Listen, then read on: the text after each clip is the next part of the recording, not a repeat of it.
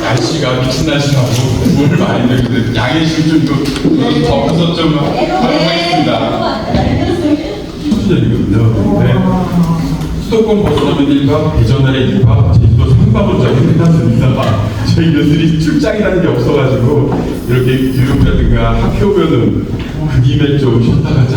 이런데 광주에서 1박으로 밖에 안 하신다 보니까 굉장히 좀 짧은 여정이실 것 같습니다. 그래서 오늘 오신 걸로 알고 있는데 부산에도 강주가 굉장히 생각보다 길이 버스 오기가 멀더라고요. 그래서 아마 피곤하실 텐데 간략하게 제가 준비한 지방노예법 관련된 사항을 말씀드리도록 하겠습니다.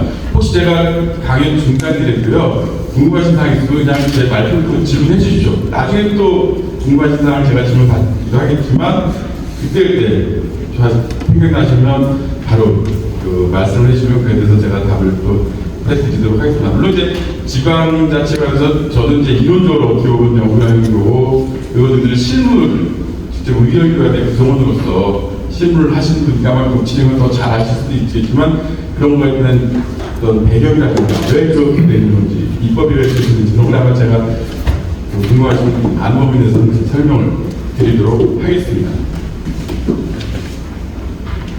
일단 우리 헌법에서는 지방자치에 관해서 117조, 118조 두 조항을 두고 있습니다.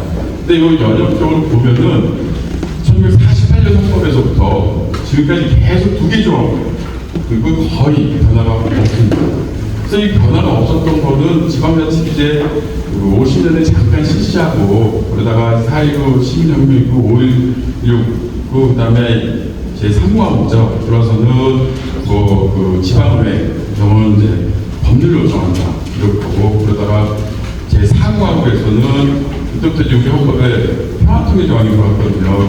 그래서 남북 적십자회담 하고서는 72년도에 7.4 남북 적십자회담 7.4 공동성명 발표하죠. 그럴 때 이제 평화통일이 들어가면서 헌법 부칙에서 통이 이루어질 때까지 지방자치를 미룬다 이렇게 규정하다가 80년도 공화국 헌법에서는 재정자유를 감안해서 지방의회를 그 구성을 법률로 정한다고 이렇게 돼 있기 때문에 그렇게 안 했습니다. 근데 생각해보면 부칙에서 지방자치제를 연기한다, 지방자치제를 통일한다 이렇게 표현을 안 해놓고 있어요. 지방의회 구성을 이렇게 하면 지방의회에 대한 얘기가 있습니다. 왜 그럴까요? 여기 보시면 되게 이유가 나옵니다. 여기 보시면 지방의회 조직구는 의원 선거라고 있어요. 지방자치단체의 장은 선임 방법이라고 하고 있어요. 그걸 법률로 정한다니까 지방자치단체 장은 법률에서 중요해서 파견을 해도 되고 임명을 해도 법률로 다 잘 주지할 수 있도록 돼 있는 겁니다. 선임 방법으로 돼 있으니까요. 근데 지방의회는 선거로 얘기를 하고 있으니까 이거는 지방의회 선거만 뒤로 미루면은 지방자치를 안 할 수도 있다는 얘기가 되는 겁니다. 그러니까 이제 그 62년 제3공화국에서부터 부칙에서 지방의회를 어떻게 한다, 의회를 미룬다, 의회 구성을 연기한다 이런 식으로 지방자치를 안 하겠다는 얘기는 없었습니다. 지방의회 의원 선거를 지방의회 구성을 미루는 걸로 돼 있기 때문에 그래서 지방의회 의원 선거는 저희 이제 기본권으로 전에부터 인정을 했는데 지방자치단체 장 선임 방법은 이게 기본권이냐 아니면 법률상의 권리냐 논란이 많았는데 한 7, 8년 전에 헌법재판소가 지방자치단체의 장 선임 방법도 기본권이다 이렇게 얘기했습니다. 그래서 지금은 뭐 헌법을 개정해서 지방자치단체 장에 대해서 어떻게 하지 않는 선임 방법으로 되어 있다고 하지만 법률로 이거를 선임법이 아닌 중앙에서 임명한 거는 불가능하다. 그걸 기본권으로 인정을 헌법재판소가 있기 때문에 그래서 우리나라가 지방자치제도에 대해서 약간 좀 소극적이고 그런데 이제 별로 실시한 경험도 없고 근데 그나마 지금은 91년도 의회가 처음 구성돼가지고 지방자치단체 장성은 그 다음에 연계됐지만 어쨌든 그러고 불구하고 이제 30년 이상 됐으니까 이 정도면 어느 정도 지방의회들 없고 역량을 갖춰서 해야 되는 건 아니냐 어느 정도 갖췄다. 그렇다면 지방자치를 좀 본격적으로 더 확실하게 실시해야 되는 거 아니겠느냐 이런 논의들이 이제 많이 있습니다. 그래서 어떻게 보면 아마 저를 불러주신 것도 우리나라에서 이제 법학에서는 지방자치를 주로 행정법 교수님 연구를 많이 하세요. 근데 저는 이제 헌법인데 지방자치 쪽을 좀 연구를 했거든요. 하다 보니까 아마 헌법에서 지방자치를 연구하는 분들이 잘 없습니다. 아마 그런 차원에서 이렇게 저를 불러주신 건 아닌가 생각이 듭니다. 그래서 이 지방자치 제도가 헌법에서 지금 117조, 118조 두 개인데 이게 거의 1948년부터 거의 이 단계로 계속 오고 있어요. 개정 필요성도 못 느꼈고, 그 다음에 뭐 지방자치가 본격적으로 실시 안 했으니까, 그 다음에 91년도부터 제대로 실시했는데 헌법 마지막으로 언제 개정됐습니까? 87년도에 지금 못한 거죠. 그러니까 지금 개정 작업을 매번 국회의장이 바뀔 때마다 자문위원회 구성해가지고 헌법 개정을 참 얘기 많이 나오고, 실제로 또 문재인 정부 때는 대통령이 헌법 개정을 8일까지 했어요. 그럴 때마다 안 되면 지방자치에 관해서는 좀 더 구체적으로 조항을 늘리자는 얘기를 다 합니다.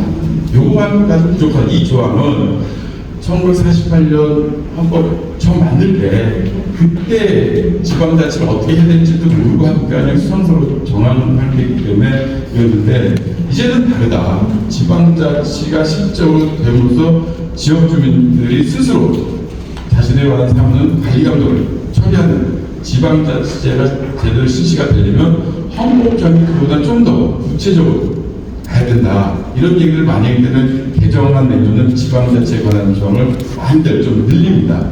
뭐 그렇다고 무한대로 늘 수는 없고요. 그런데 다른 어떤 분야보다도 실질적으로 지방자치에 관한 조항을 좀 더 늘려야 된다. 늘려야지만 지방자치단체들이 제 기능과 권한을 행사할 수 있다. 이렇게 이제 얘기들을 많이 합니다. 그래서 지금 117조, 118조 두 개밖에 안 되기 때문에 그런 문제가 있는데, 그 헌법 개정할 때 이제 지방자치를 떠나서 지방분권 얘기를 많이 합니다. 이제 지방분권은 뭐냐? 지방자치하고 거의 다를 거 없지 않겠냐? 다를 거 없을 게 볼 수도 있고, 좀 지방자치제에서 좀 더 지방의 권한을 강한 그로 나가는 게 이제 지방분권이라고 하거든요. 물론 지방분권에서 좀 더 나가면 연방국가처럼 되는 거죠. 근데 우리나라가 연방국가는 아니고 해소도 안 되고요. 당연히 단일국가 체제로 가면서 하는데, 그럼 좀 더 지역 사무를 지역 주민 스스로 대표 선출해서 그 대표자들이 결정해서 집행하는 이런 시스템을 가려면 지방분권이라는 용어가 들어가야 된다. 그래서 그냥 지방분권이라는 네 글자를 헌법 전문이든 아니면 학제에 따라서는 헌법 1조 3항이 됐든, 1조가 대한민국 민주공화국이다. 이 기조와 대한민국의 주권은 국민에게 있고 모든 권력은 국민으로부터 나온다. 그러니까 그 다음에 대한민국은 지방국가다. 뭐 이렇게 듣든가 아니면 전내서 뭐 여러 가지 자 이렇게 주장을 많이 해서 이 지방국가라는 단어가 들어가면은 좀 더 지방자치제가 활발하게 될 수 있다. 이런 얘기들을 많이. 왜냐면 의미가 없어졌지만 헌법에서 지방분권에 네 단어가 들어가는 순간 각종 그에 따른 부속 법령들이 좀 더 지방자치단체에게 힘을 실어줄 수 있는 방안이거든요. 그래서 저희도 옛날에 뭐 중앙에서 각종 지방교국이나 이런 거 장난칠 때 저렇게 하면 절대 안 된다. 좀 지방자치단체 안정적으로 그 기능학습을 하려면 예산과 인사, 조직에서 독립이 돼야지만 이게 가능하다. 이렇게 항상 주장하기 때문에 저희 그런 의미에서 이제 지방분권이라는 단어가 들어가는 게 훨씬 바람직하다. 저희들은 이제 이렇게 얘기를 하고 있습니다. 근데 사실 가장 중요한 게 저는 우리나라에서 지방자치제를 하는데 어려운 점은 국민들의 인식입니다. 사실 국민들의 인식 아주 대표적으로 제가 말씀드리면 어떤 현상이냐면, 어느 지자체에서 우리 예산 좀 해서 청년 실업수당을 좀 주겠다. 그럼 유럽이나 이런 데서 좀 다른 지역에서 저쪽이 이런 걸 주는데 야 그럼 우리도 좀 재정자를 좀 높여가지고 우리 지역 청년들 중에 어려운 실업급여도 주고 이렇게 하자. 이렇게 되는데 우리나라는 거꾸로죠. 왜 저기만 주냐, 저기는 못 주냐, 이렇게 나와버리는 거예요.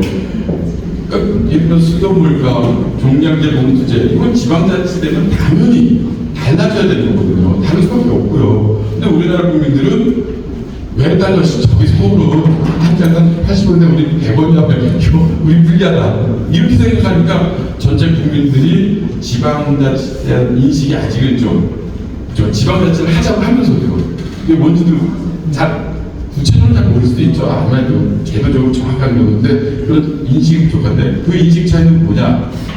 지방자치는 다 유럽에서 나온 거거든요. 유럽은 뭐냐면 봉건 시대를 겪은 거예요. 영주가 이렇게 하는 알아서 다 먹는 국가는 외세 침략 막아주는 그 안에서 영주가냐 너 세금 너 얼마 받으면 알아서 하루 주민들이 성 아닌 신들이 불만은 없으면 돼. 이런 데서 시작한 게 지방자치제거든요. 근데 우리나라는 몽골 시대 겪은 적이 없죠. 그러다 보니까 또 국토가 좀 넓은 산마없이 전국이 다 이렇게 같아야 된다는 생각인데 그 이면에 또 뭐냐면 일제 침략 거치고 그다음에 6.25 거치면서 지역을 떠나는 사람들이 많아요. 우리나라는 이렇게 돼서 그러다 보니까 나 고향은 부산인데 서울 고향은 강주인데 아니면 또 대전인데 광주 이렇게 서울에 사는 경우가 많다 보니까 그런 지역적 특색이 약하고 그런 것에 대한 감각이 부족하기 때문에 지방자치를 하자는 얘기 많지만 근데 실질적인 피부를 느끼는 그런 필요성에 대해서는 약간 좀 부족한 거 아닌가. 그래서 국민들의 그런 인식이 사실 굉장히 중요한데 그런 것이 좀 부족하니까 추진하는 데 어렵다 이렇게 볼 수가 있습니다.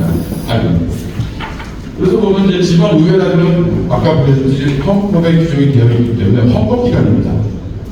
헌법기관을 우리가 봐야 되는 거고 뭐 주민을 대표하는 대표기관 뭐 지방자치단체 장도 주민들이 직접 선거를 통해서 선출되지만 주민의 대표기관은 의회입니다. 대통령도 국민들의 직접 선거를 통해서 선출되지만 대통령을 국민의 대표로 안 하거든요. 국회가 국민의 대표기관입니다. 다만 대통령을 국민들이 직접 선거를 통해서 선출할 뿐인 거예요. 그럼 마찬가지로 지방의회도 주민들의 대표기관은 의회가 됩니다.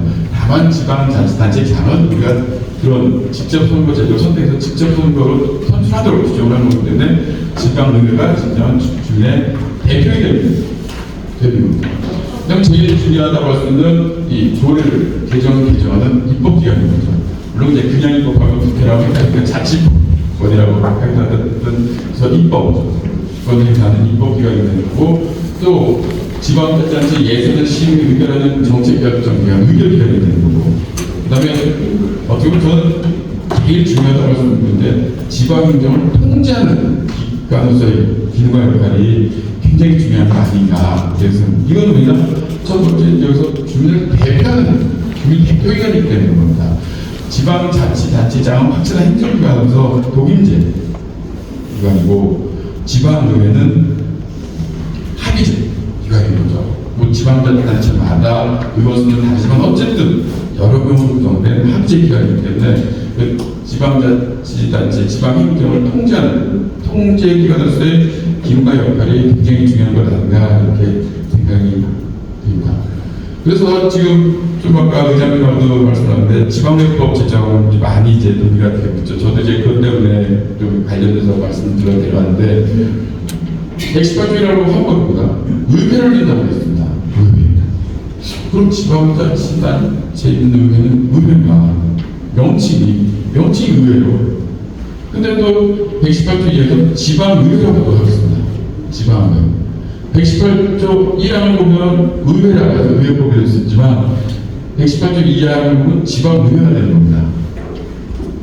의회법을 하면 안 되나 이런 생각이 드는데 의회라고 하면은 팔리먼트 아니 보통은 국민 대표기관으로서 의회 우리 이제 그런 거서 국회라고 쓰고 의회라고 안 하고 있습니다. 그래서 지난번에 윤석열 대통령이 미국 가서 말을 실수했을 때 그것도 국회냐 의회냐 어쨌든 논란이 있었거든요. 우리나라만 국회로가 다른데 다 의회로 한다는데 저는 그것도 안 맞다고 봐요. 왜냐면 미국 국회의원 한다고 그러지 미국 의회의원 한다고 안 하거든요. 신문에서 미국에서 국회의원 한다고 그러지 여기서 의회의원 한다고 안 합니다. 그러니까 저는 의회는 좀 일반의 상원 상원도 이제 의회죠. 미국에서 국회의원 한다고 안 하고 하원의원 누가 한다 하원은 누가 한다 그렇게도 하고 국회의원이라고 한다. 그러니까 의회라는 것은 일반 용어라고 좀 볼 수가 있어요. 국민의 대표기관이. 그리고 영어 파리먼트는 국민을 대표의 의회하면 그렇게 잘 안 써요. 다른다는 거. 그래서 우리나라도 내셔널 어서블리라고 하지만 파리먼트는 이제 안 쓰고 있는데, 그럼 지방의회는 어떻게 하냐? 지방의회는 카운슬을 쓰는 겁니다. 카운슬.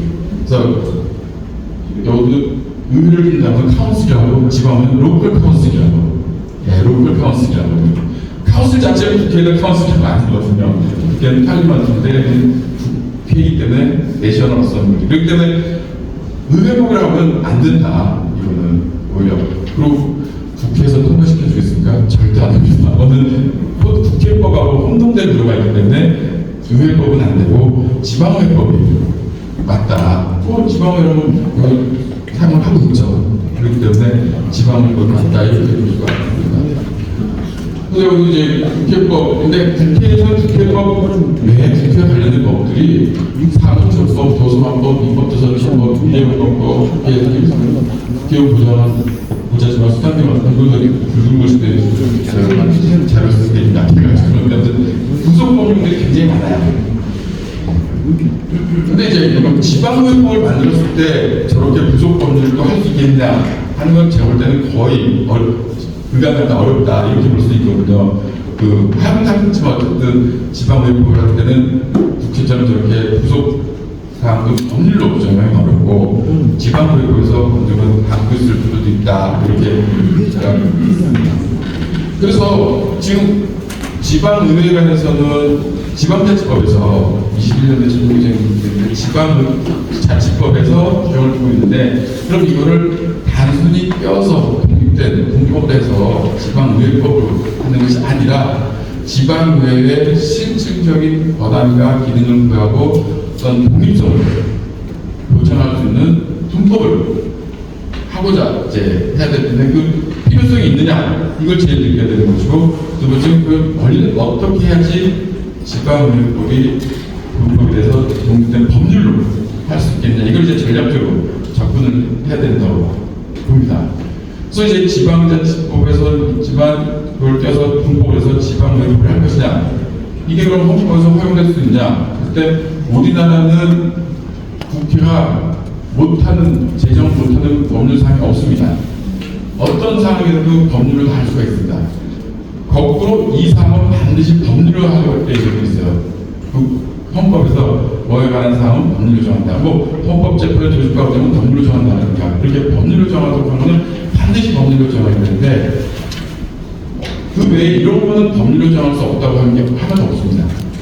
그러니까 어떤 상황이든지 다 이제 법률로 정할 수 있기 때문에, 헌법 이론적으로 보면은 지방의회법을 만들었을 때 이것이 헌법적으로 분류들이 되냐, 그런 건 전혀 없습니다. 다만 그 필요성이 있어야 되고, 그 다음에 만들었을 때 그럼 그 구속자분 어떤 게 있는 것이냐, 그런 걸 이제 다 검토를 해야 되거든요. 그래서 그런 걸 종합적으로 검토해서 지방의회법을 제정해야 된다. 그 법률을 하나 만들 때 해당 법률만 보는 것이 아니라, 우리나라 지금 현재 한 1600개가 넘는 법률이 있거든요. 그럼 법률 하나하나 만들 때 그 모든 법률에서 충돌되는 사항은 없는지, 사항 모순되는 건 없는지, 서로 배타적인 건 없는지, 이런 걸 종합적으로 고려해서 조문 하나하나를 다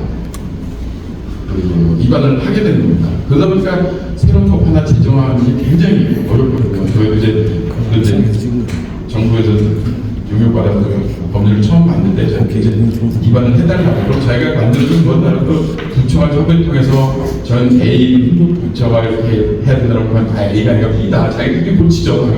저희는 처음만 만들어주는 거니까. 그럼 이제 그 협의를 거쳐 입안에서 법률을 제정할 때, 그래서 그런 법률을 하나 만들 때는 그 종합적인 물론 1600개라고 하지만 지방의회법에서 민법, 상법 권리들이 잘 없습니다. 또 지방재정법, 지방공기업법 이런 거 다 봐야 되거든요. 지방의회법은 그런 걸 다 같이 고려해서 개정을 해야 된다는 얘기입니다. 단순히 지방자치법에 있는 그 지방의회 장만 뚝 떨어서 지방의회법을 한다? 이건 의미가 없는 거죠. 그 이외의 사항도 지방의회법에서 담으려고 하는 거니까, 그래야지 좀 더 지방의회가 실질적인 주민의 대표에게로서 독립성을 가지고 가지고 그 기능과 권한을 행사할 수 있기 때문에 필요한 거니까 그렇다면 그랬을 때 다른 법률들도 같이 개정돼야 되는 게 어떤 것들이 있는가 그런 것들을 이제 종합적으로 판단하고 해야지만 새로운 법의 제정이 가능한 되는 거예요. 그래서 어느 법 하나 만드는 게 굉장히 어렵다는 거죠. 그래서 지금 보면 지금까지 8개 법안이 올라왔습니다. 지방의회법이라고 해가지고. 그래서 20대 국회 때 전현희 의원이 제안했었고 21대 국회에서 이해식 서영교 의원은 박성민 대명의 의원이 지방의회법을 발의했고 22대 국회에서는 지금 오늘은 제가 모르겠습니다. 오늘은 국회 안 들어가서 모르는데 이해식, 강득구, 장영태 의원 세 사람이 이제 지방의회법을 발의했습니다. 그래서 이런 식으로 지방의회법 발의가 돼 있는데 이것들에 대해서 여기까지는 국회 전문위원들의 검토 보고서까지 있는데 그 다음에 이제 늦게 돼가지고 끝날 때 가지고 여기 검토 의견이 아마 없었던 걸 보고 여기는 아직 올라온 지 얼마 안 돼가지고 검토 보고서도 이제 없는 상태입니다. 그래서 지방의회법이 계속 이제 발의가 되고 있는 상태인데 이제 보셨다시피 제대로 논의해서 논의하고 못하고 임기 만료로 이제 회의가 됐습니다. 그나마 지금 이제 20대 시작한 지 5월 30일 날 이제 임기가 시작된 거죠. 5월 30일 얼마 되지 않아서 올라왔어요. 그러니까 이거는 충분히 좀 여론화 시켜가지고 하면은 어느 정도 가능성이 있다. 대신 이제 그 법안에 대해서 연결을 좀 드려야죠. 그래서 사실 특히 재정법에 대해서는 저희가 학자들이 눈에 불을 끄고 보거든요. 제대로 이 법했나 저런 방법이 이런 규정인데 이런 것도 모르고 있겠냐면 저희가 하는 게 영자들 하는 것이 그런 기능이 있나요? 그런 법률이 잘못됐다, 무슨 있다, 이런 문제점이 있다. 여러분 그걸 저희가 직접 하면 다음 또 개정할 때 그런 걸 반영하고 그러기 때문에 교수들이 이제 항상 저도 수시로 국회 들어가고 새로운 법 공포되면은 이제 봅니다. 저는 국회에서 의결돼서 정부를 정상 웬만하면 그거 만들었는데 이번에는 공포돼야지만 믿습니다. 공포대서를 많이 해가지고 정부에서도 안 믿어요. 공포돼야지 되는 거지 뭐 어떻게 법이라고 먹고 생각하는지 모르니까 괜히 일을 복잡하게 만든 것 같아서 그래서 이렇게 지금 초창기에 법안이 올라왔던 게 여기서 충분히 좀 논의를 할 필요가 있다. 특히 이해식 의원의 안전 의원이 이미 21대 국회에서 한번 발의를 해본 의원이 또 발의했기 때문에 약간 다릅니다. 왜냐하면 개선이 돼 있어요. 본인 얘기 들으면 좀 기분 나쁠지 모르지만 개선이 돼 있어요. 이번에 올라온 지난번 안에서 이거는 제가 문제가 되는데 그런 것에 대해서 개정이 개입이라고 그러면서 좀 바람직하다. 앞으로 되든 안 되든 간에 어쨌든 되도록 노력해야 되고 이렇게 할 때 좀 더 정치한 법안이 제출돼야지만 이게 가결될 가능성이 높은 거거든요. 그런 것은 굉장히 의미 있는 발의다 이렇게 볼 수가 있습니다. 그래서 지방자치 제도에 대해서 다른 법안에서 그러는데 일단 용어에서 좀 혼란 아닌 게 많이 있어요. 지방자치단체냐 지방정부냐 회동에서 쓰신 거 많이 들으셨죠? 의원님들은 어떠세요? 지방자치단체라고 쓰세요? 지방정부라고 쓰세요? 지방자치단체 쓰죠? 역시 이제 자치법 기관이니까 정확히 쓰신다고 저는 봅니다. 왜냐면 예수님과 행정학 하시는 분들이 주로 지방정부라고 해요. 근데 법학 가는 사람들은 다 지방자치단체라고 해요. 그러니까 우리가 헌법에서 지방자치단체라고 하고 그럼 지방정부가 있으면 중앙정부냐? 그럼 지방이 무슨 정부냐? 그건 연방국가는 중앙정부고 지방정부고 지방이고 외교하고 국가하고 입법만 따로 가지고 사법만 따로 가지고 이러니까 지방정부 맞는데 우리나라 같은 경우는 지방자치단체다 해가지고 법학에서는 다 지방자치단체라고 하는데 행정학에서는 지방정부라고 해서 좀 행정하시는 분들하고 이제 우리 공법교수들이 세미나를 같이 많이 해요. 용어에서부터 벌써 입장 차이가 나가지고 설전이 벌어지기도 합니다. 그래서 이번 22대 국회에서 발의된 안들 보면 거의 비슷합니다.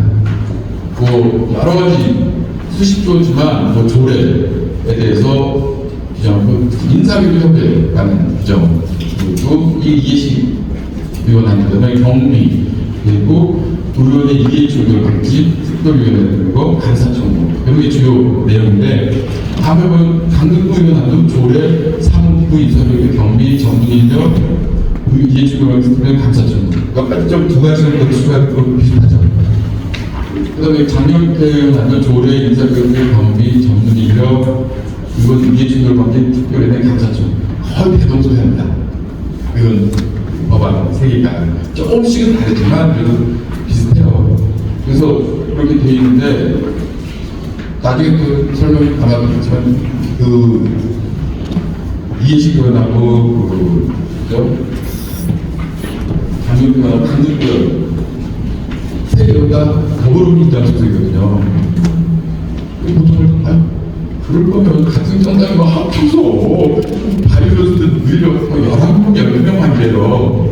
10명 이상이면 법안을 발의할 수 있으니까. 근데 같은 당이 합쳐서 좀 이렇게 좀 더 많은 의원이 동의해서 해야 좀 가능성이 뭐 그렇게 찢어서 하냐. 근데 이제 뭐 어떤 이유가 있을지 모르지만 우리나라 이제 단점 중에 하나가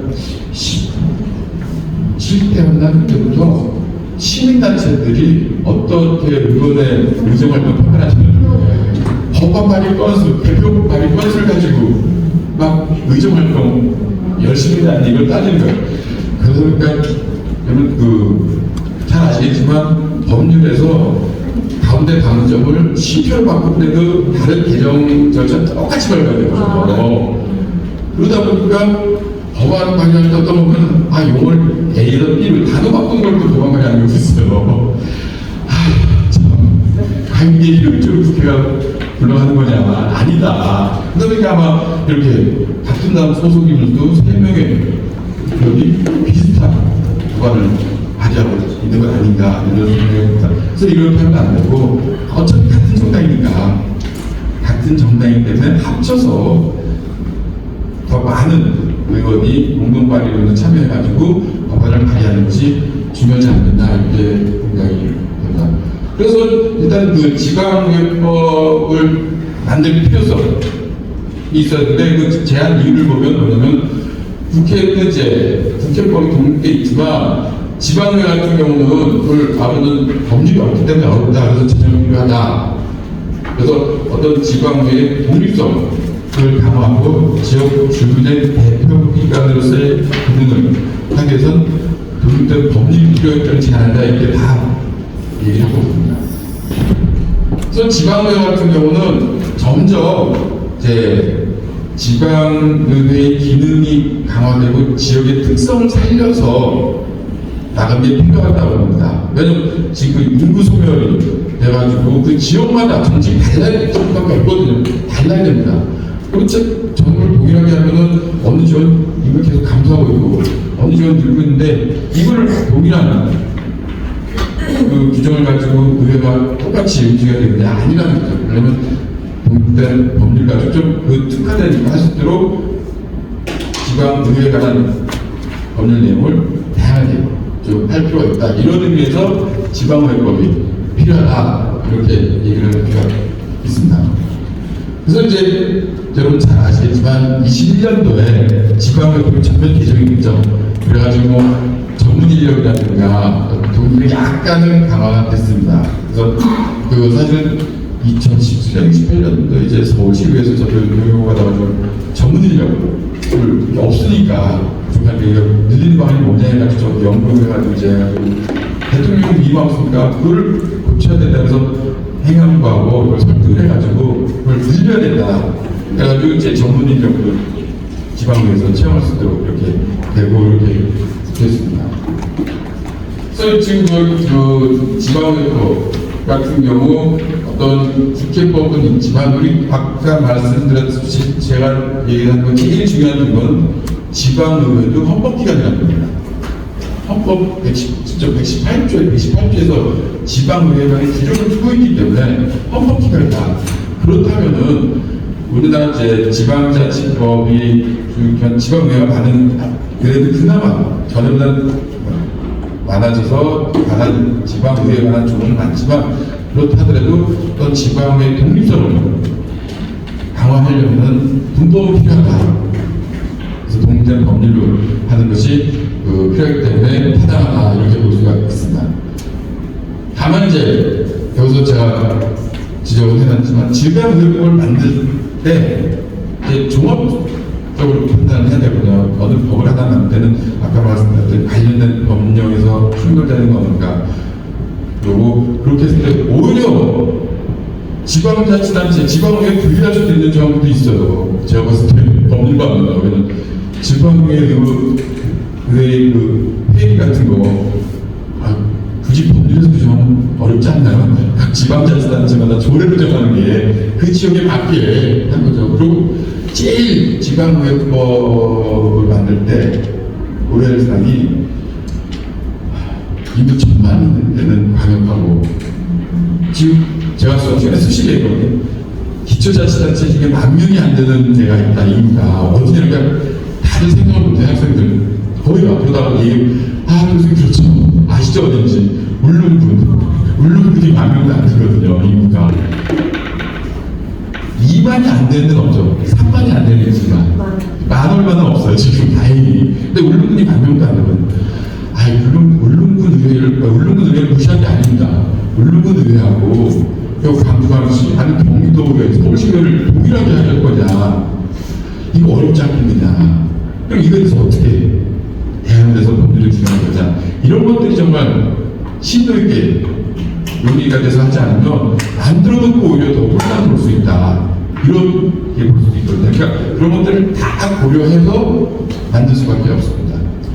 그런데 이 권력 분립이라는 게 이제 수평적 권력 분립 있고 수직적 권력 분립이 있거든요. 수평적 권력 분립은 이제 입법부, 행정부, 사법부가 보시면, 수직적으로는 중앙하고 지방이 적절히 그 권력을 나눠가지고 행사됩니다. 그래서 지방 같은 경우는 저도 이제 항상 하는 것이 보충성 원칙이라고 해가지고, 지방자치제도가 제대로 되려고 하면 지방에서 할 수 있는 상황 우선적으로 지방에서 하도록 놔두고, 그걸 못하는 거는 중앙에서 하는, 이게 이제 가장 바람직한 지방자치제도거든요. 그럼 그 지방에서 못한 거는 그런 걸 이제 보충성원이라고 이제 얘기를 하는데, 지방자치단체마다 조금씩 다를 거 아니에요. 역량이 다르고 예산 재정 자립도가 다르니까 그런 걸 이제 그 지역에서 못한다면 중앙에서 그 지역은 해주고, 좀 더 다른 데 그래서 교육을 더 많이 준다든가, 인프라가 여러 가지 가서 이런 식으로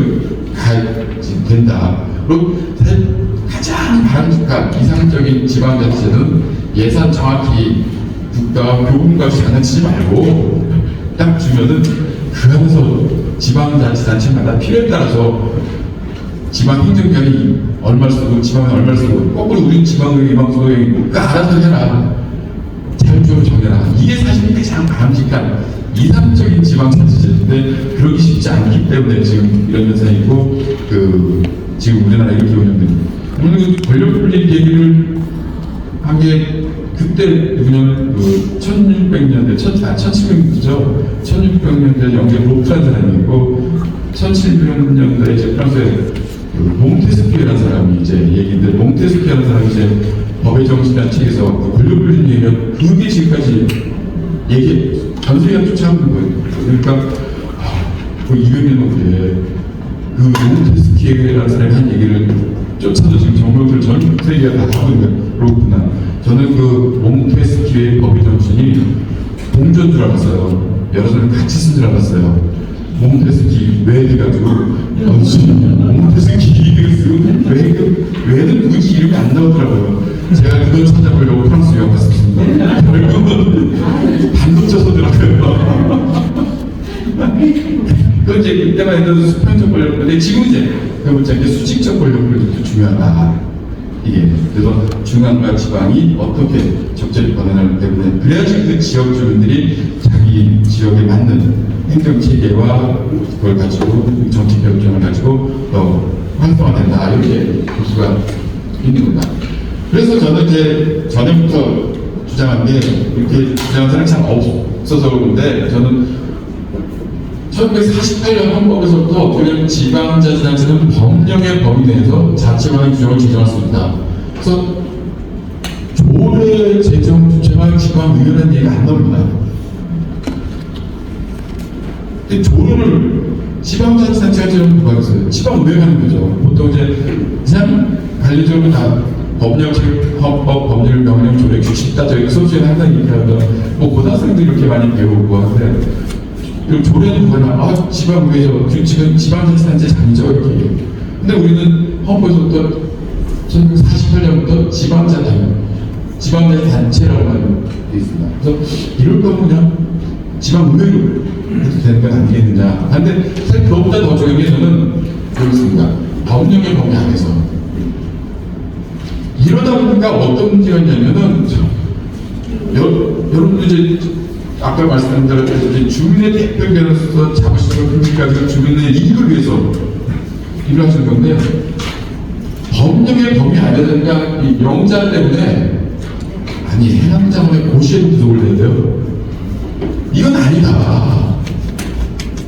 법령이니까 행정법이 구속되는 거니까 장관의 고시에 구속될 수밖에 없는 거예요. 이건 아니지 않느냐. 그래서 저는 법령이 아니라 법률의 범위 안에서, 아니 법률의 범위에서 지금 이제 지방자치법은 이런 식으로 갖고 있긴 하죠. 20년 내에 하도 말이 많고 또 대법원에서도 법령의 범위 안에서 법률에 위반되지 않는 법령에 위반되지 않는 걸 해석된다 이렇게 했는데 저는 그거 못지않게 중요한 게 지방자치제도가 본격적으로 실시되면서 또 좀 더 지방의회가 그 권한과 기능을 강화하려면 법령이라는 용어가 아니라 법률이어야 된다 이렇게 주장합니다. 대신 이거는 헌법 개정상입니다. 헌법 개정상이 때문에 어려워요. 아까 말씀드린 헌법이 30 넘게 개정이 안 됐잖아요. 마지막 개정령이 87년도지 않습니까? 87년도에 이제 국민투표를 통해서 개정했는데 제가 그때 투표를 못했습니다. 투표권이 없었어요. 그 대학 1학년이었는데 그때는 선거권이 만 20대 이상이어가지고 뭐 대학교 2학년생도 생일이 지나야지만 할 수 있었거든요. 그때는. 그러다 지금 18, 19세, 18세로 되었는데 그래서 제가 정년이 이제 우리는 이제 65세이기 때문에 제가 9년 남았거든요. 제발 국민투표권 한번 행사해보고 정년해서 가기를 국민투표권에 강의해보고 싶다는 게 소원이라고 학생들한테 얘기합니다. 근데 제 정년하기 전에 아마 헌법 개정이 될지 그걸 좀 약간 회의적이긴 합니다. 시간 나면 왜 그런지 한번 말씀을 드릴게요. 헌법 개정은 계속 국회의장 바뀔 때마다 알고 대선 되면 후보들마다 다 거의 얘기해요. 헌법 개정하겠다 개정합니다. 근데 좀 이따가 시간 나면 그래서 어쨌든 이 법령의 범위 안에서 영자를 빼야 된다. 법률로 저는 주장을 합니다. 그래서 이런 지방자치제도를 하면서 걸림돌이 될 게 뭐가 있을까? 지방의회법을 만들기도 하고 그래서 여러 가지 사항이 많은데 제가 나름대로 분석하면 가장 첫 번째는 국민의 지방자치제도에 대한 인식이 부족합니다. 없다는 건 아닙니다. 없는 것은 부족해요. 좀 더 적극적으로 각자 그 지역에 맞는 그걸 살려서 해야 되는데 항상 군원만 바라고 이렇게 크다 보니까 그건 이제 아까 말씀드렸듯이 역사적인 경험이 좀 본거시대가 없지 않았기 때문에 옛날에 다 현감들 중에서 파견한 거 다 했으니까 그런 게 있을 수 있다. 알게 모르게 경험을 안 했기 때문입니다. 그 다음에 지방자치단체 간의 편차가 너무 심하다. 우리나라 뭐 서울하고 또 특례시민회지만 수원 같은 경우하고 울릉도하고 이거 같은 걸로 이게 너무 차이가 크잖아. 이거 100배 이상 차이 나는 거죠.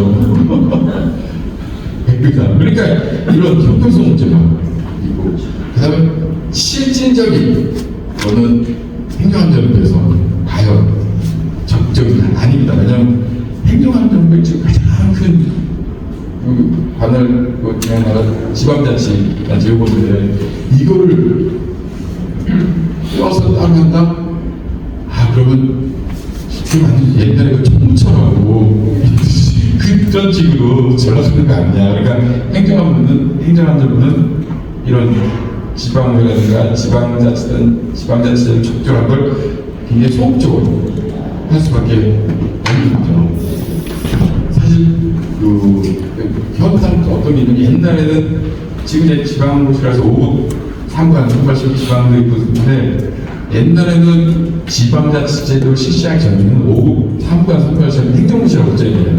행정고시라면 성적 좋은 사람들이 지자체로 많이 지원해서 하죠. 중앙입니다. 왜? 글로 가면 좀 사람은 군수도 할 수 있고 도지도 할 수 있고 성적 좋은 사람이 불러가는데 지방자치제를 하면서 90년대 들어서 좀 안 가죠. 왜? 가봤자 군수 시장도 못 되고 선출직인데 그 다음에 이제 그렇게 바뀌는 것도 있습니다. 그래서 이제 행정안전부가 적합하지 않은 것이 큰 권력들이 있고 그다음에 여기 지방자치법안은 지방의회법안입니다. 지방의회법안이 완전성이 약간 떨어진다 아직은. 그래서 좀 더 많이 이제 종합적으로 학법과의 관계, 그럼 지방자치법을 어떻게 만들 것이냐 이런 것들을 좀 종합적으로 고려해야 되는데 그렇기 때문에 지방의회법 제정하는데 어려움이 있다 이렇게 생각했습니다. 그래서 행정안전부가 어떤 입장이면 이게 이제 과거에 21대 국회에서 지방의회법 나왔을 때 국회 법무보고서에 나오는데 거기에 국회에서 쓴 거니까 행정안전부 공식적인 의견을 들어가지고 쓴 거죠. 그래서 지방자치법의 완전성이 떨어질 수 있다. 그다음에 또 지방정부와 지방의회 관계가 충분히 의견돼서 국민적 공감대 형성이 필요하다. 우리나라는 좀 농구가 떨어지면 국민적 공감대가 없다는 걸 많이 쓰죠. 국민한테 핑계를 돌리는 그게. 어쨌든 그러면 근데 저는 어떻게 보면 좀 이거는 거짓말이 아닐 수 있는 게 아까 말씀드렸듯이 우리나라 국민들이 지방자치제에 대한 인식이 약간 부족해요. 그 필요성을 많이 못 느껴요. 아까 그 대표적인 현상이 그런 취업수당 주겠다니까 그럼 우리도 줘야지 이렇게 나는데 아씨 저기 왜 주냐 우리 못 주는데 이게 다른 큰 차이다. 이런 데서 어려움이 있는 것 아닌가 그렇게 생각이 듭니다. 현재 실질적으로 지방의회 법안을 발의해서 통과시키려면 어떤 전략이 필요하겠느냐. 이거는 당연히 지방의회 법안이 좀 정치하게 이제 완결성을 더 높여가지고 했을 때 얘기죠. 그건 전제로 하고서 그렇게 해도 지금 통과될까 말까니까 하는 건데 그걸 전략적으로 접근해야 된다.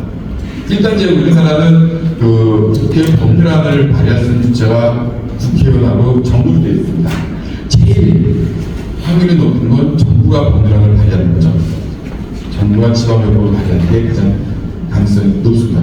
그 통계를 봐도 정부가 법률안을 발의할 때 가결률이 4, 50%, 60%가 나오는데 국회의원들이 발의하면은 20, 30%로 뚝 떨어져요.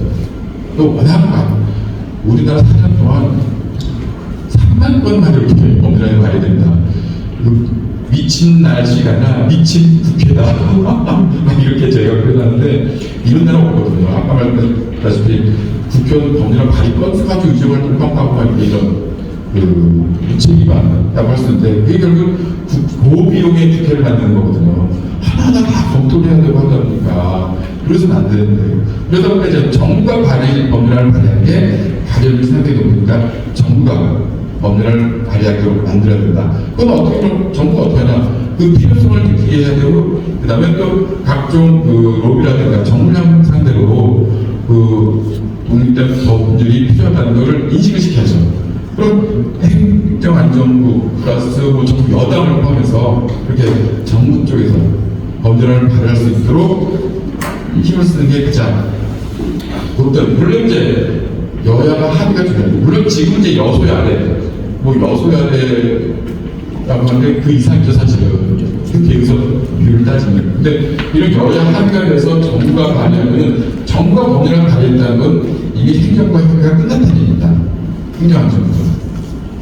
그럼 이제 이거는 거의 제대로 다 가결이 되는 거죠. 그래서 이렇게 하려면 지방의 전문성, 정당성, 효율성, 민주성 이런 것들을 이제 강조해가지고 또 그런 역량을 더 키워가지고 지방에도 정말 역량이 충분히 되니까 독립된 법률로 해서 우리가 만들어줄 필요가 있다 해서 정부 여당이 법률안을 발의하는 게 가장 가능성이 높을 수 있다는 겁니다. 아니면 이제 그 다음에 아까 말씀드렸듯이 국회의원들이 원래는 법률안을 발의했으니까 의원들이 법률안을 하는 거죠.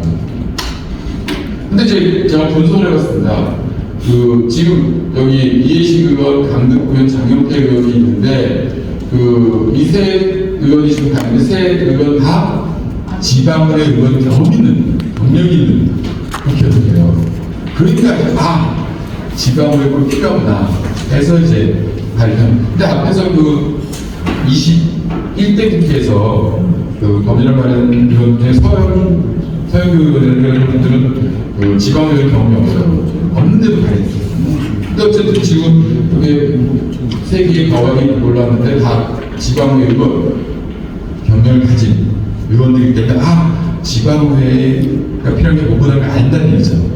그럼 그런 걸 좀 활용할 필요가 있지 않겠나 해가지고 보면은 서미와 이광희, 임미애, 전진수 이런 분들이 다 또 지방의 의원 경력을 가진 국회의원들입니다. 그러니까 이런 의원들을 좀 활용을 해서 좀 지방의회법을 발의할 수 있도록 만드는 게 중요하지 않나 해서 이런 것들은 적극적으로 하는 거죠. 국회는 계속 필요하다. 다른데 아쉬운 거는 민주당입니다. 그래서 의원들이 발의할 때 제일 좋은 거는 여야 같이 발의하는 겁니다. 대표 발의는 누구한테 상관없이 10명 이상의 서명 동의를 해야지 법안을 발의할 수 있는데 그 10명 안에, 그러니까 꼭 10명이나 100명이다 하여튼 그 안에 여야 의원이 섞여 있어야지 그럼 여야만 어느 정도 합의가 됐다는 얘기입니다. 이렇게 하시고 또 합의가 안 돼도 내가 속한 정당 가서 설득하려고 노력할 거 아니에요. 민주당 의원 기르만 하면 국민의힘은 너희들 아세요? 우리는 몰라? 이렇게 나올 거 아니에요. 또 요즘은 점점 다 문제라고 하는데 여야가 너무 대립되니까 이쪽에서 얘기하면 이쪽 무조건 반대, 이쪽은 무조건 반대니까 법안 발의할 때는 여야가 같이 발의하는 게 가장 좋다.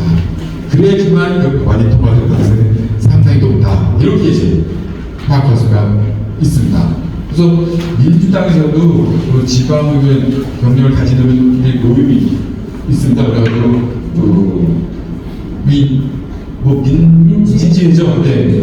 이 민주당 지방 경력을 가진 그러니까 그런 활용을 하고 그래서 국힘 쪽에다가도 여기 지방의원들 중에는 다 섞였으니까 의회만 다 있죠. 국힘 쪽도 있고 민주당 쪽도 있고 지방의원들도 다 있으니까 각 정당에다 필요성을 해서 발의할 때는 같이 하는 게 제일 중요하다. 국회 법안은 여러 개 발의됐다고 중요한 게 아니라 하나라도 그 동참하는 의원수가 몇 명인가가 더 중요합니다. 그래서 좀 더 심도 있게 보거든요. 그 때문에 같이 발의할 때 하나라도 그 서명 의원수가 몇 명인가 해서 그걸 되도록 많이 만드는 것이 더 중요하다. 이렇게 볼 수가 있습니다.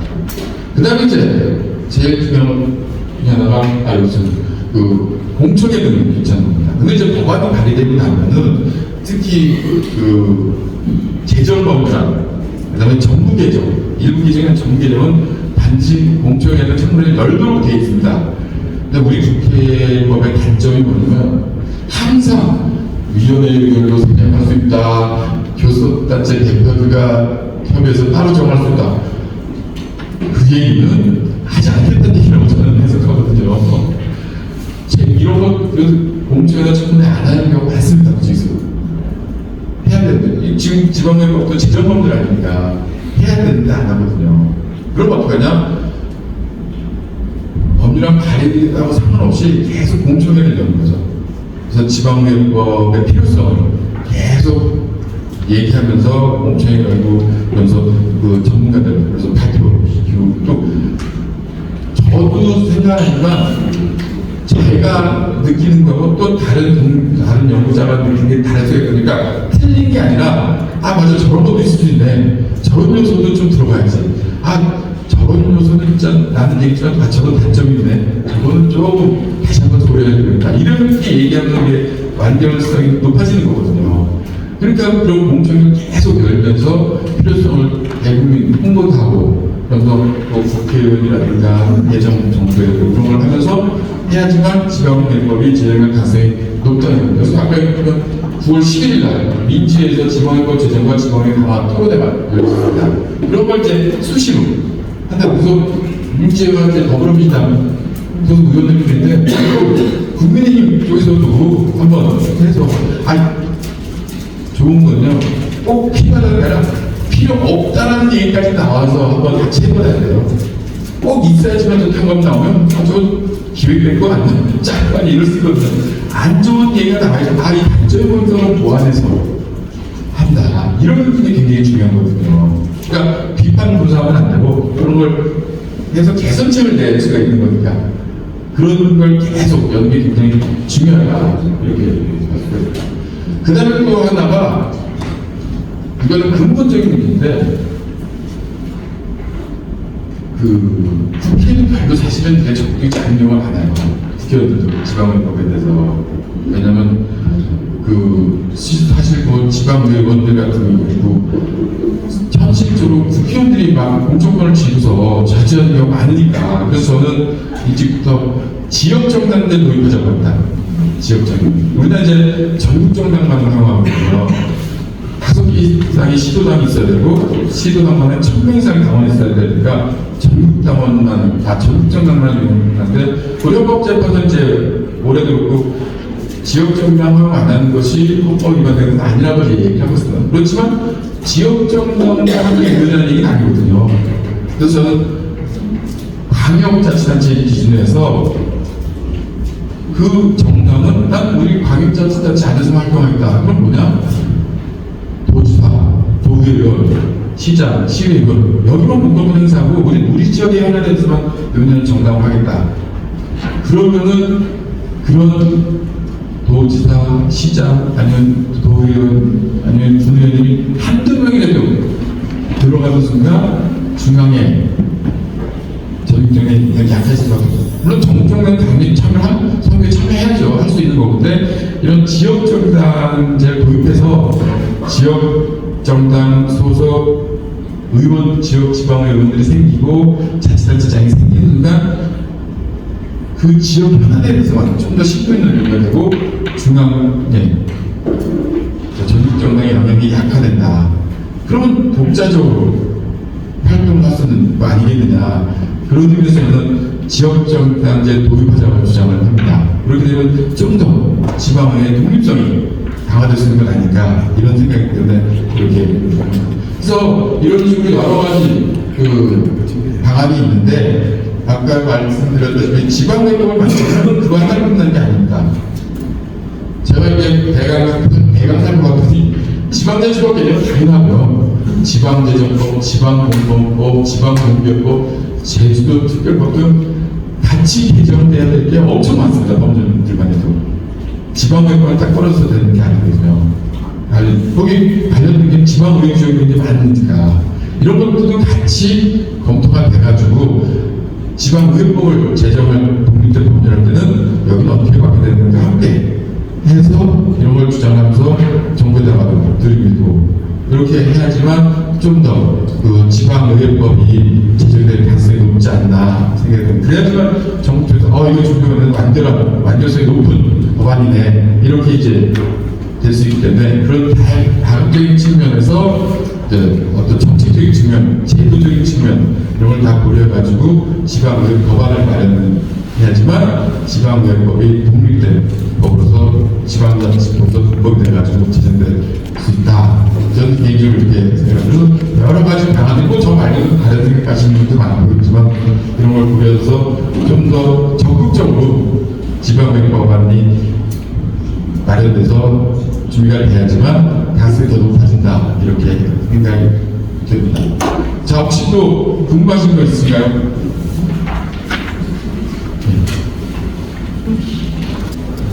오늘 아마 오셔가지고 피곤하실 텐데. 저는 7쪽에 보면요. 그 헌법 제108조 1항에 지방자치단체의 의회를 부여하고 되어 있습니다.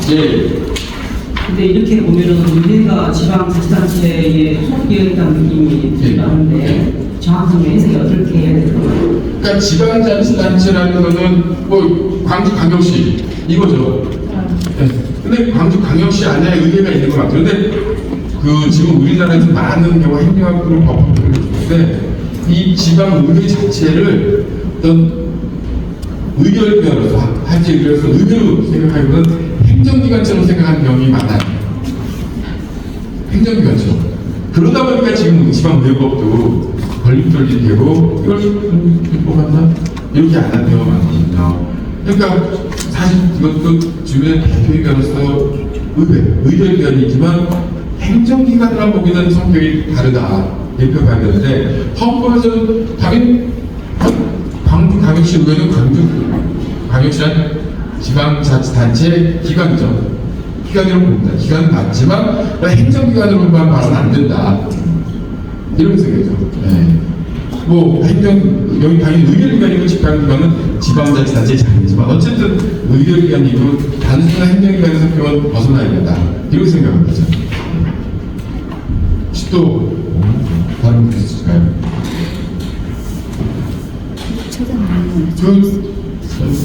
앞으로 이제 예속되면 2년 반 되는 걸로 해석하는 안 나오는데 대통령 선거하면 240점 예비후자 기반으로 가능하거든요. 그러면은 이제 얼마 안 남은 거예요, 사실. 26년 7월에 3월이니까 예비후자 등록이 240일 전이니까 26년 한 6월, 7월 정도면 시작하거든요. 그때 이제 각 예비후자 등록에서 그런 공약을 내게 하는 필요도 있는 거죠. 아, 예비후자 쓸 때 뭔 얘기 안 들어준다고 그랬어. 그럴 때 좀 해가지고 되면은 하자. 그러고서 사실 저는 여기 제일 중요합니다. 저는부터 하긴 왜 국회의원한테 지방의회 필요할까? 거꾸로 돼야 되거든요. 더 유권자하고 인적파인데 지방의원인데 야 우리가 안 밀어주면 너희 국회의원 되기 어려워. 이런 식으로 해가지고 그런 차원에서 지역적 단계가 도입되면 한두 배를 뚫고 들어간 순간 거는 달라진다고 보거든요. 그래서 지역적인 그래서 다시 그럼 예비후자 대통령 예비후자 등록이 240일 전부터 가능하죠. 그럴 때 뭐 물론 한 1년 9개월 남아서 오래 남다 보면 얼마 안 남는 겁니다 사실. 그럴 때 이제 미국도 해가지고 예비를 통해서 나는 지방의회가 필요하다고 생각하면 이런 식으로 접근을 해서 그걸 준비하시는 것도 바람직하지 않을까 생각이 듭니다. 근데 이제 제가 아까 말씀드렸듯이 그 대통령 밑에 사람들은 우리 정병평이 대통령이잖아요. 근데 헌법 개정이 약간 필요하다는데 헌법 개정을 못하는 이유가 뭐냐면은 헌법 개정은 반드시 제왕적 대통령제를 없애는 얘기예요. 그 얘기 결국 뭐냐면 권한을 좀 다 이양시키는 거예요. 대통령 누구한테 이양하겠어요? 총리나 이런 거 저거 분권형 대통령제, 실질적 실효 총리제 하여튼 이런 게 다 그렇게 되는데 그런 거 주장하는 후보는 대통령 못 된 사람입니다. 못 된 사람이에요. 저도 이제 몇 안 되는 거의 힘들고 있는 이원정제라고 해서 그걸 이제 주장하는 이원정제예요. 그게 뭐냐면 대통령은 실질의 권한을 총리 두는 거거든요. 근데 대선 후보들 중에 잡룡들이 많죠. 240일 전에 잡룡. 그러다가 이제 잠룡이 생겨요. 잠룡. 잠자는 용 진짜. 잡룡에서 잠룡으로 되는 겁니다. 그러면 이 잠룡이 되는 순간 개혁이 싹 뺍니다. 자기에서. 왜? 내가 대통령 될 건데 왜 이양자는 후보 나는 하고 다음에 해라. 그렇게 나와요. 모든 대선 지금 다 됐습니다. 그다음에 저는 그래서 헌법 개정을 내면 대통령 시작하고 2년 내에 국민 통과까지 맞춰야지만 되게 가능하지. 그 다음에 잠룡 생겼다 잠룡이 생기거든요. 안 해요. 근데 그 헌법 개정이 그런 정명태와 관련되고 대통령 권한 관련되기 때문에 어렵서 지금 거의 20년 됐죠. 김대중 대통령 때부터 헌법 개정되겠다고 얘기했으니까 27년도 하면 안 되게 그런 이유가 강합니다. 그래서 저도 이원 정부는 인정하지만 저도 그걸 주장하나 저 양반 본인이 본인이 스스로 느꼈구나. 본인이 될 수 없다는 거. 저는 그렇게 생각합니다. 혹시 또 다른 질문이나 의견 있으신가요? 예, 없으시면, 아유, 오늘 이제 좀 광주에서 오늘부터 아마 출발해가지고 먼 데서 오셨을 텐데, 이 집안 얘기 들어주시느라고 고생하셨습니다. 이걸로 집안 내용에 관한 시간 마치도록 하겠습니다. 감사합니다. 네, 다시 한번 멋진 강의 해주신 정하승 교수님께 큰 박수 부탁드립니다.